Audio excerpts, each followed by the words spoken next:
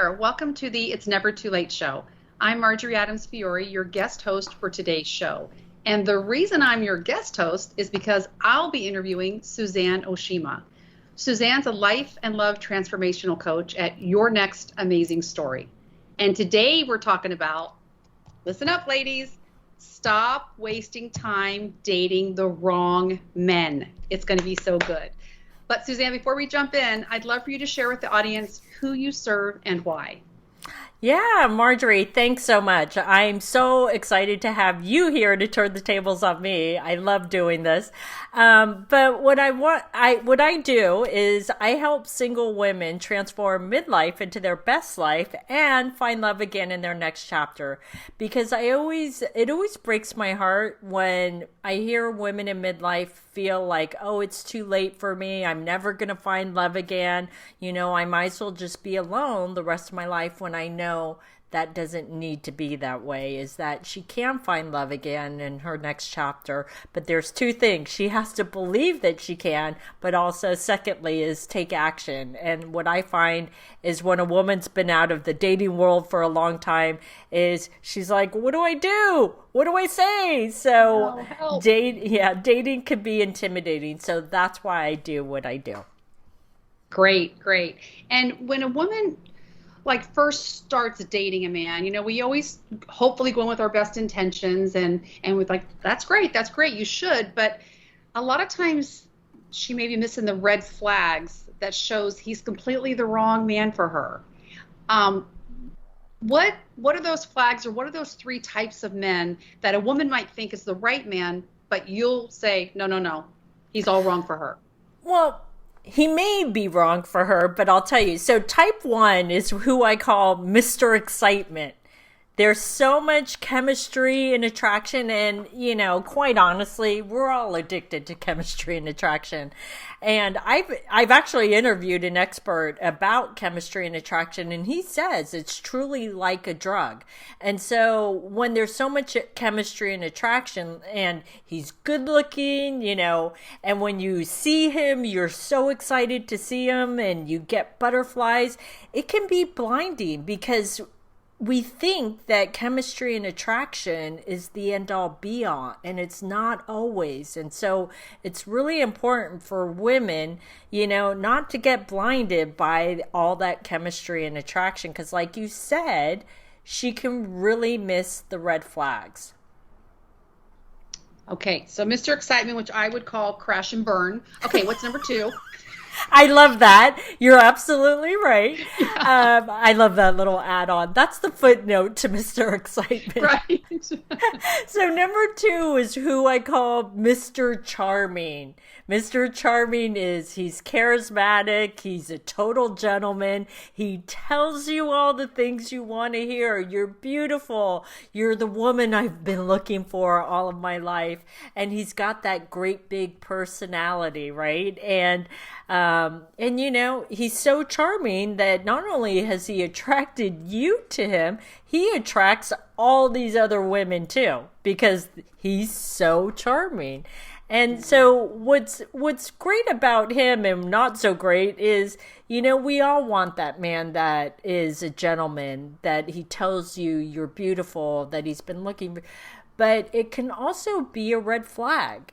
And usually what I find is if it is a red flag, Mr. Charming, I'm not saying every man who's charming is a red flag, but what I find with Mr. Charming is Mr. Charming can tend to rush things. He wants to move things along a little bit quickly, too quickly, in fact, where he wants to see you all the time. It goes from the first date to, what are you doing this weekend? Oh, we should hang out. And then you think, well, I like him, he likes me, and we have a great time. Why wouldn't I want to spend all this time with him? And so it goes from 0 to 60. It could also be that crash and burn scenario. It sounds more like smooth and scripted, where it's like this, it's almost he's playing a role. Like, this is I'm Don Juan. I'm this suave guy that's gonna, you know what I mean? I put my outfit on. It's like my uniform, and then I snap into that mode. And you're right. It's fun at first, and you want to be, you want to be friends with somebody like that. But if he's like that to everybody, then you don't want to be his main person. Yeah, it can be a red flag. Again, I'm not saying every man who is charming or every man that you have chemistry and attraction, it's a red flag. But what I find is that these are the things that blind us from the red flags. And so the third type of man that can be all wrong for you is what I call Mr. Looks Good on Paper. You know, we're all looking for, he has this, he has that, he doesn't have any of my deal breakers, so he has everything that you want, and he looks good on paper, right? But that doesn't necessarily translate into he's the right man for you. And what I mean by that is what we forget sometimes is when a man looks good on paper, we don't think about certain things. We think about more things like, oh, is he financially secure? Is he confident? Is he, do we have the same values and interests, right? But Right. what we sometimes forget to think about, Mr. Looks Good on Paper, how does he treat me? How does he make me feel? Right? And you have Right. to think about, are my basic needs being met in the relationship? And so Mr. Looks Good on Paper doesn't necessarily translate into he's the right man for you. Okay, I have a fourth type. Okay. If he's Mr. Looks Good in a tank top, can you just like have fun and date for the sport of it? For practice? Well, it depends. It depends. And here's why I say that is, look, we all want to have fun. We all have our needs, right? Is you can, but here's where I see it go off track. Is a woman starts off in, you know what? I have needs, I need sex too, and he looks good. I know he's not long term, but he looks good, right?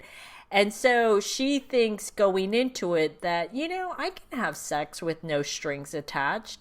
But what I always find is at a certain point, it switches for the woman where then she wants more. Her heart starts to get involved and she starts to like him a little bit more and she wants more of a commitment. And he's like, nope, it's no strings attached. And he pulls back and then she's left heartbroken. So I think it's really important for a woman to get really clear on what you want.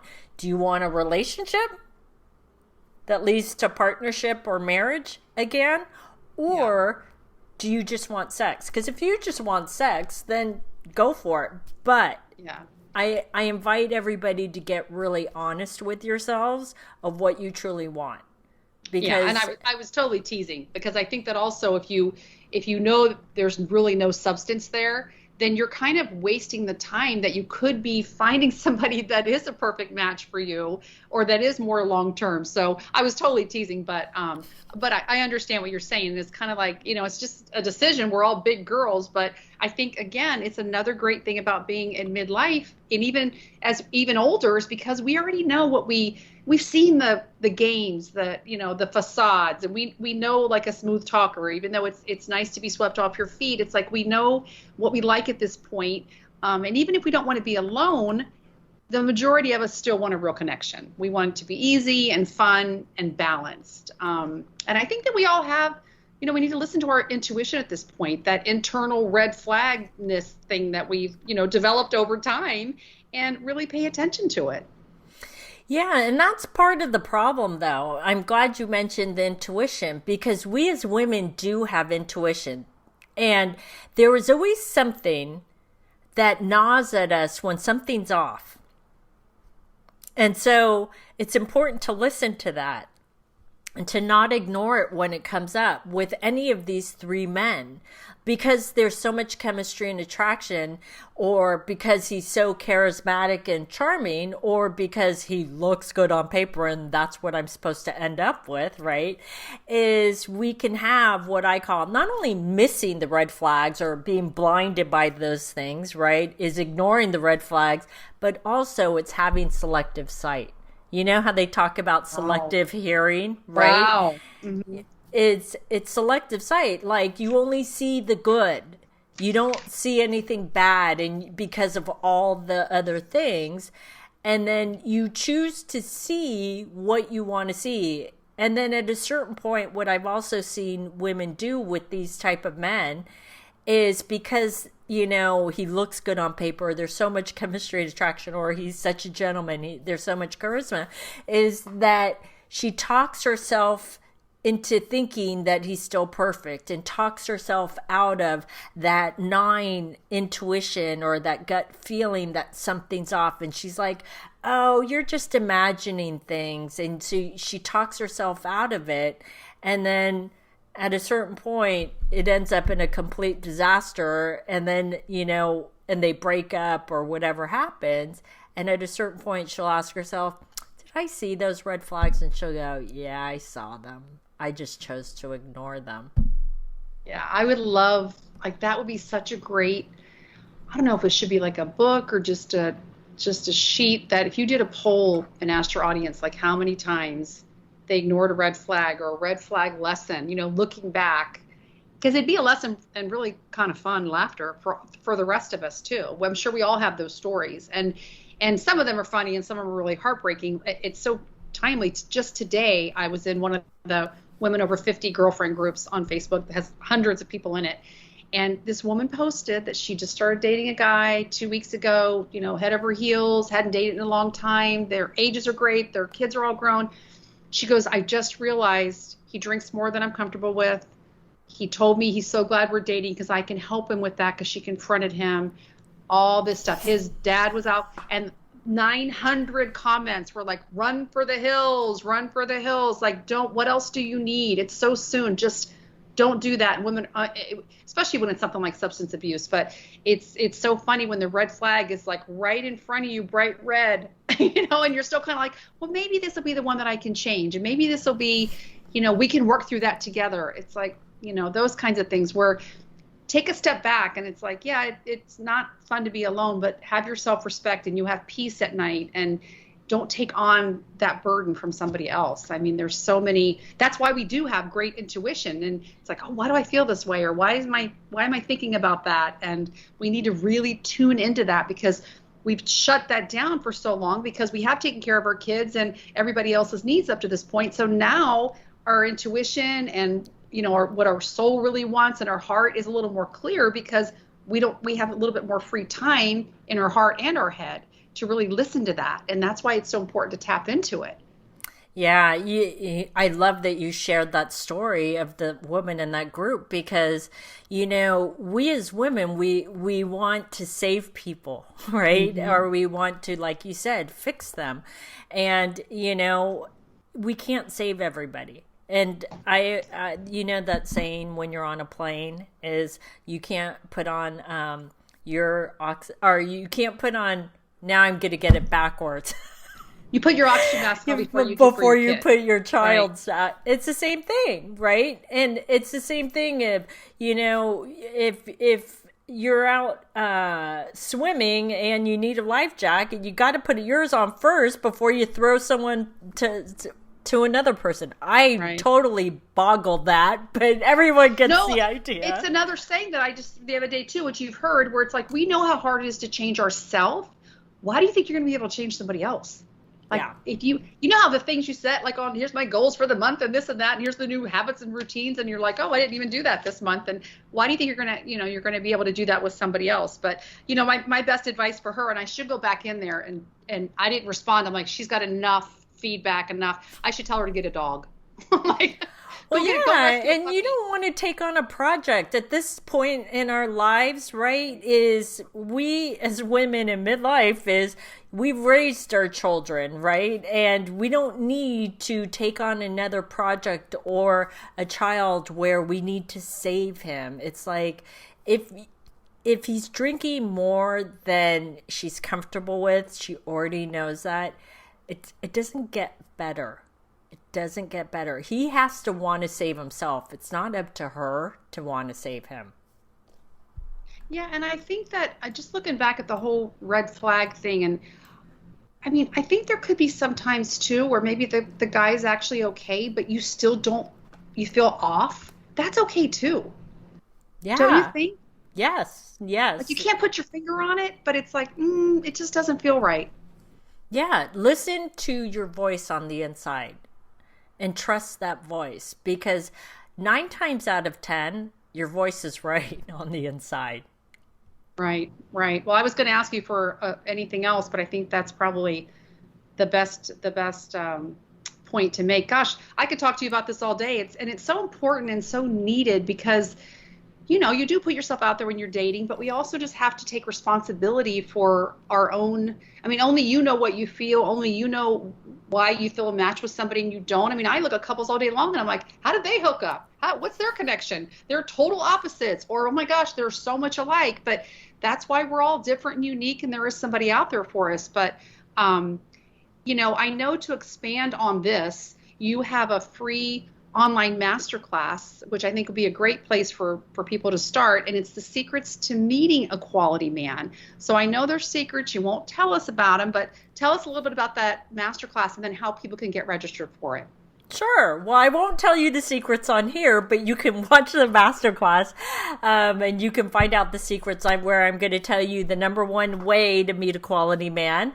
I'm also going to share with you the real reason why you're not meeting any quality men online. And trust me, it's not because there aren't quality men online. There are quality men. It's just it has something to do with your profile. And lastly, I'm going to tell you the secret formula on how to turn it around, because I want you to meet quality men online so that you don't have to settle with all the wrong men, the Mr. Charisma, the Mr. Looks good on paper, and the Mr. Excitement, or what Marjorie calls crash and burn man. Yeah, exactly. So you can sign up for that masterclass if you're on the video. Click right here on the video, or if you're watching the podcast, you can go to yournextamazingstory.com. Well, thanks everyone for joining us today. I'm sure you enjoyed it as much as I did on the It's Never Too Late show. The show is available in both video and podcast format and can be found at the same place where you register for the masterclass, and that's yournextamazingstory.com. Take care.